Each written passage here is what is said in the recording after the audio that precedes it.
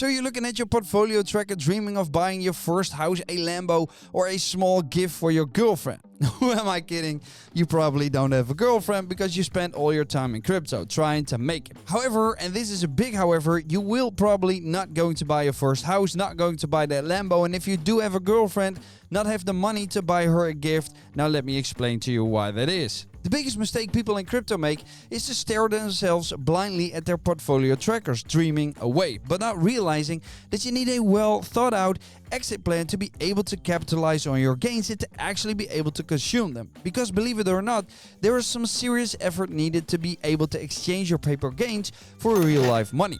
Like it or not, crypto shouldn't be your only way forward. When we talk about crypto adoption, we talk about money flowing in from retail and institutions. We don't necessarily talk about the tangible products and use cases of projects. We don't talk about actually being able to spend your crypto money. Now you could, for instance, some stores accept Bitcoin or other forms of digital payment, or you could use a credit card from one of the bigger exchanges, which you just load up with your USDT and then pay your groceries, fuel for your car or Amazon purchases with, which is basically indirectly spending your crypto as well. But the majority of the world still only uses fiat money. So I'm going to give you the best exit plan you could think of so you can actually enjoy what you've built the past few months or years. Now, my name is Rico Richardson and I have close to 2 decades of experience in the financial industry. I create videos on cryptocurrency projects to help you better understand this dynamic world, and today I decided I'm going to help you secure your crypto. So let's go to the first tip, which is prepare accounts with multiple exchanges. Some exchanges have more liquidity than others, and some exchanges are easier to get an account than others. Now the liquidity part is important, but I'll talk about that topic later in the video, so be sure to stick around. When it comes down to accounts on centralized exchanges, you can choose to use exchanges that require KYC and exchanges that don't require KYC at all. Most of you watching this channel are absolute angels, of course, and didn't do anything wrong in their life. So to those of you, I recommend you use an exchange where you do the full KYC process. My explanation for this is simple. Once the market really starts to pick up and BTC goes to 150,000, altcoins are flying like there's no tomorrow, I will guarantee you that you will not be able to set up an account in an instant. During the bear market, they have laid off a lot of personnel, which means that they probably are still not back up to speed like they were during the previous bull run. And the problem with not being able to set up an account or it taking days happened to me during the past bull market, where people had to wait days before they were accepted. Now in crypto, waiting days can be the difference between being a millionaire or being a slump.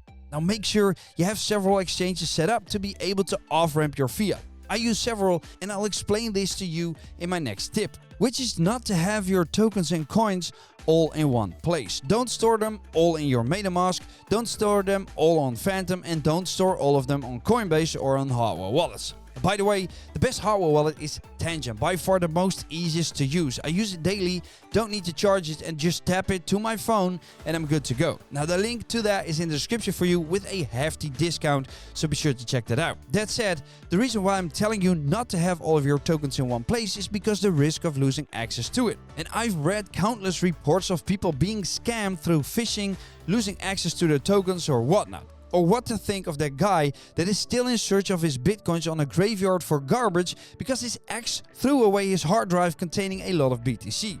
Don't let this happen to you. And diversify, not just because you could lose access to it, but exchanges can go broke too. Look at what happened to FTX. If that was the exchange you had all your tokens on, you'd be taken from behind by a giant gorilla. Another reason to set up multiple accounts is because of the fact rules and regulations can change. Some exchanges that are active in your country might not be active anymore in the future. This way, you will have an escape route when this happens. Exchanges can also crash due to the large volume of visitors. Be prepared for that. Which brings me to tip number 3, which is making sure you have an exit strategy and stick with it, which is to make sure that you set up your take profit and stop loss orders. Most of you are not traders, and if you think that you are, then let me tell you again that you're not. If you think you are because you follow all those YouTubers telling you what the next move will be and who threw their TA at you, then trust me, they have no idea what they're talking about. And neither do I, but I just want to entertain people since I was little, and that's why I'm making these videos. Just look at the amount of YouTubers going quiet when everything drops and then start to post how they called token X and Y months ago when they go up again. You're in crypto because you want to make it. You're in crypto because you want to become filthy rich. But if you don't take profits or don't protect your losses, you won't experience both of those. There's no point in having a $100,000 portfolio and then seeing $25,000 evaporate that you could have secured on the way up or protected from happening on the way down. Be reasonable, think rational. Don't let emotions guide you, which is something you can do by using stop losses and take profit orders. Let's use Bitcoin as an example. Let's say that now we're above 90K, you want to get out of it if it starts to go below it. So you set a stop loss order at 90,000. Now let's say you think this bull market will see a price of 150,000 to 200,000 Bitcoin. Nobody is able to call the top, so you'll have to be reasonable with yourself and know that you won't either. Especially since retail will never win it from the institutions that are playing this game far more aggressively than us. Because remember, in crypto, it's you versus me and vice versa. If I sell, you buy, and the BTC that you bought, I probably sold. I got in earlier than you, or you got in earlier than me, which makes my or your return on investment a lot higher in a much quicker way than someone who is entering the market right now. That said, let's say we are satisfied with $160,000 Bitcoin. Then we set our take profit orders at $160,000 and just walk away for a bit. Go enjoy life, walk your dog, cuddle with your girlfriend, or play with your kids. But there is a catch though, which brings me to tip number 4. And before we go to the rest of this video, I need you to keep in mind that I'm not a registered financial advisor. My videos are meant to be educational and entertaining only. Always do your own research and only invest money you're willing to lose, because even though you can gain a lot in crypto, you will most likely lose it all. Now, if you do gain a lot, be sure to get yourself a hard wallet like Tangem, which I'll link down below for you so you can have a nice discount. Join my free Telegram and Twitter so you get the latest news early, because these videos take a long time to produce and leaving a tweet is much easier for me. That said, let's move on. Tip number 4 is about making sure you leave with a profit. Now, I just explained to you the importance of using stop losses and take profit orders, but there's another important thing to note, because the reason for this is because you can't have a stop loss or a take profit order for the same Bitcoin at the same exchange at the same time, because if one hits, it will prevent you from being able to fulfill the other. So this brings you in a pickle, because what if we don't go up but we go down, or what if we go up but we don't go down? Now, in the last scenario, we're a happy bunch, but in the first scenario, without having your security measures into place, you could be in for a nasty ride. That's why I personally spread my tokens over several exchanges. One of them is Maxi, that we use for the Crypto with Rico public portfolio, and you can find the link to Maxi and that portfolio in the description. But not just the tokens, also the amount of tokens, which allows me to place stop losses on one exchange and take profits on another exchange. Because in the perfect world, you would be able to sell off all your tokens at the best price possible and get life-changing wealth. But the reality is that you can't make or time the market, nor will you be able to sell everything manually at once. Which brings me to the next tip, which is that you need to know how liquidity pools work, because trading crypto is different than trading stocks. Now, I will try to dumb it down the best way possible. You're walking into a farmer's market. You've got apples and oranges, and there's a stand where people can trade their fruit without needing to find someone who wants to swap directly with them. That stand has a big basket filled with both apples and oranges, and anyone can come by, drop in one fruit, and take the other. The basket stays balanced because every time someone trades, the stand adjusts the amount of apples and oranges in it based on supply and demand. Now, in the crypto world, a liquidity pool works the same way, but instead of apples and oranges, it's 2 cryptocurrencies. People like you and me who act as liquidity providers fill the basket by depositing pairs of tokens. For example, Ethereum and USDT. When someone trades Ethereum for USDT, the pool handles it automatically and the price adjusts depending on how much is left in the pool. And as a liquidity provider, you earn fees from all those trades, like the farmer's market stand owner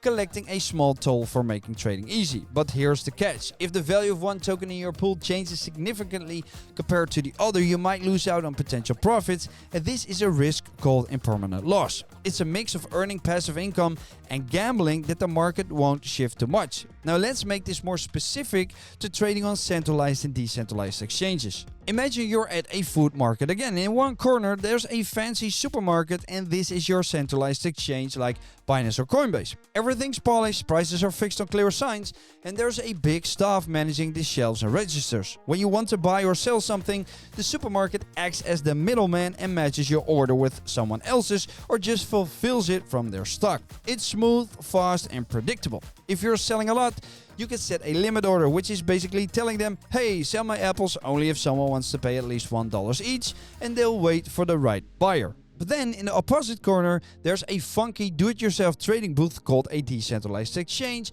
like Uniswap or PancakeSwap. Instead of a middleman, there's a magical fruit basket, which is our liquidity pool we just talked about, that holds apples and oranges, letting you trade directly with the basket. No company runs it, and it's just there working 24/7. The catch? Prices aren't fixed, they change based on how much fruit is left in the basket. If you try to dump a ton of apples in one go, you'll drain the apples in the basket, making oranges or the other token way more expensive for you to buy. This is called price impact, and it means if you're selling 100,000 tokens all at once, you're going to get worse and worse prices as the basket adjusts with every chunk of your sale. That hurts, right? So what's the big difference here? Well, on a SEX, big trades are less of a problem because it's backed by an order book and deeper liquidity. Your $100,000 trade is handled in parts matched with buyers at the price you set.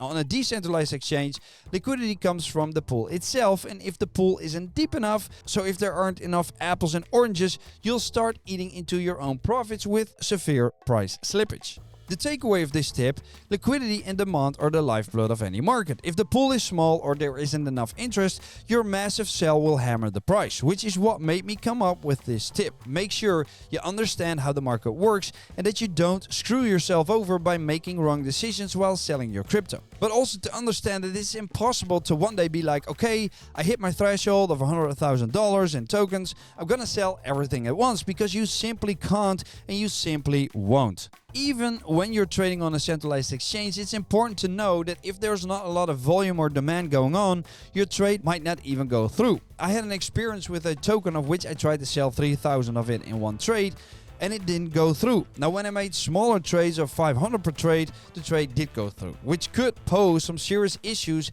when you're trying to exit the market at once. Trading in crypto isn't just about picking the right tokens, it's also about understanding the market mechanics to prevent from selling yourself short. And to end this video, I wanted to give you a bonus tip, right? Plan your tax strategy early. Now let's talk about the unspoken reality of your crypto gains, which is taxes. No matter how much you've earned or think you're about to earn in this bull market, if you don't plan for taxes, Uncle Sam or your local tax authority will come knocking on your door. Crypto transactions, trades, and profits are taxable events in most countries, and the last thing you want is to cash out, feel like a millionaire, and then realize you owe half of it back. So the bonus tip is this: track every trade, every profit, and every loss. Use a crypto tax software that integrates with your wallets and exchanges so you don't have to scramble at the last minute. Most importantly, understand the difference between short-term and long-term capital gains. For example, holding your crypto for more than a year might reduce your tax rate in some jurisdictions. But if you're flipping tokens every other week, you could owe more than you think. I made a dedicated video about it, which you can see in a few seconds from now. And here's where this ties into the rest of the video. When you're planning your exit strategy, set aside a percentage of your profits specifically for taxes. Now, I know it's boring and not nearly exciting as dreaming about that Lamborghini, but trust me, it's better than getting blindsided later. Play it smart so that when you do cash out, you can actually enjoy the fruits of your labor without worrying about the tax man crashing the party. Remember, making money in crypto isn't just about picking the right tokens or knowing when to sell. It's also about keeping what you've earned. That's it for now, and I'll see you guys next time. Doei!